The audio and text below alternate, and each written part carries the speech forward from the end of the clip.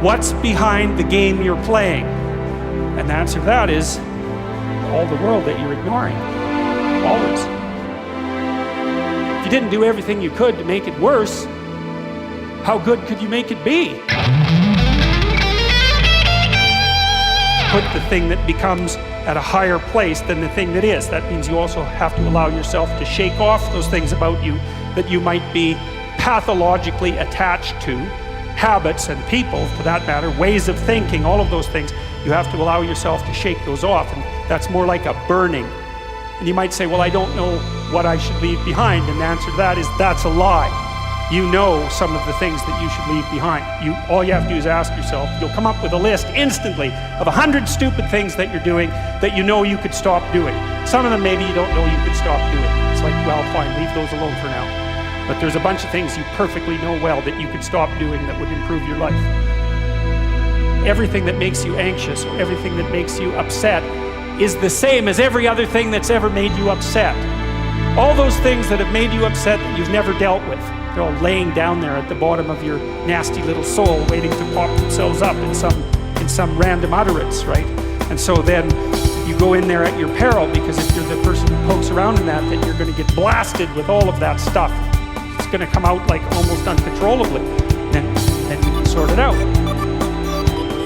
What's behind the game you're playing? And the answer to that is all the world that you're ignoring. Always.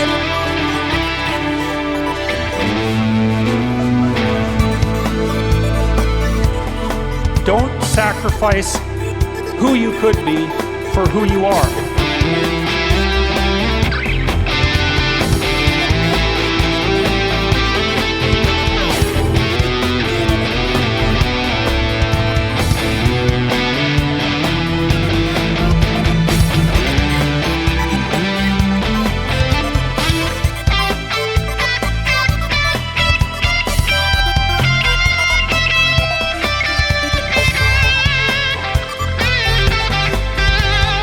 And you know, it's often the case that tragic circumstances bring out the dragons, because the stress is high and all those things that people haven't dealt with, they don't have the energy to repress, and all the bitterness comes pouring forward. You don't want to be the thing that clings so desperately to the raft that you can't let go when someone comes to rescue. You don't want to be that. So then you think, well, exactly what are you? You're not the chaos, you're not the plan. Maybe you're the thing that confronts the obstacle. And then when you know even further that the obstacle is not only an obstacle, but opportunity itself, are you so sure that this is a problem? Is that the only way that you can look at it? Or is it an opportunity? And maybe you're in the order and maybe you're in the chaos, but those can flip on you. And maybe you shouldn't be in either of those places. Maybe you should be right in the middle.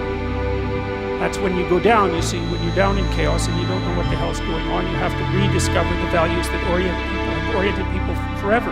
That's what you have to discover. When I'm dealing with people who have post-traumatic stress disorder, and they've usually encountered someone malevolent, they have to relearn the description of good and evil. Because if they don't, they have no framework. They're lost. They think, well, there's malevolence afoot in the world.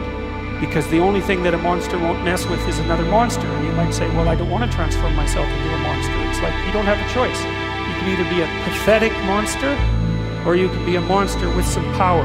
Those are your options. There's no non-monster alternative. Weak or strong. And I don't mean strong like dominating tyrant strength. That isn't what I mean at all.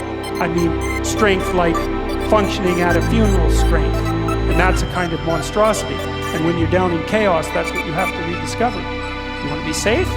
Forget that. That's not in the cards. You're not going to be safe. Well, then you have to be meta-safe. And that's way better, because then you're not safe, but you know how to cope with danger. Well, fine. That solves the problem. And maybe it's even a better solution, because if you're safe, then you just have to stay in your burrow. But if you can confront danger, then you can go wherever you want and you can have an adventure. And maybe that's what you need to do, is to go out and have an adventure. So you don't even want safety, because how exciting is that? Let's say we made you perfectly safe. All that you had to do was eat cakes and worry yourself with the continuation of the species. What would you do? You'd smash it all down as soon as you possibly could, just so you had something interesting and challenging to do. So you don't want safety. You want to be able to cope with danger. That's a whole different thing.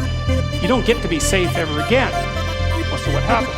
You get to be stronger. Well, hey, it turns out that's a better bargain anyways. When you make a mistake, you don't get to beat yourself to death with a club.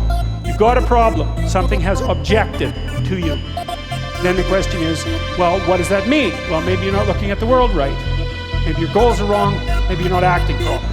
It's okay. So the question that arises when an obstacle emerges is, which part of this structure needs attention?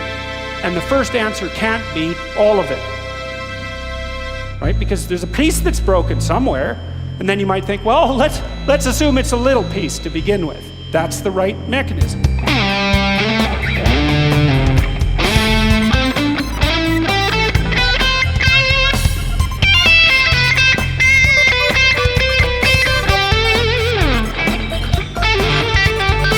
If you didn't do everything you could to make it worse, how good could you make it be? Bring out the dragons.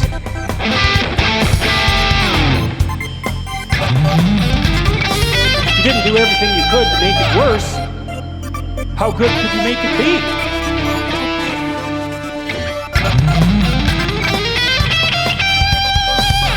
Bring out the dragons.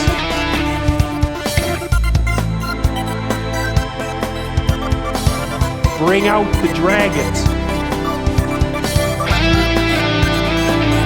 Bring out the dragons.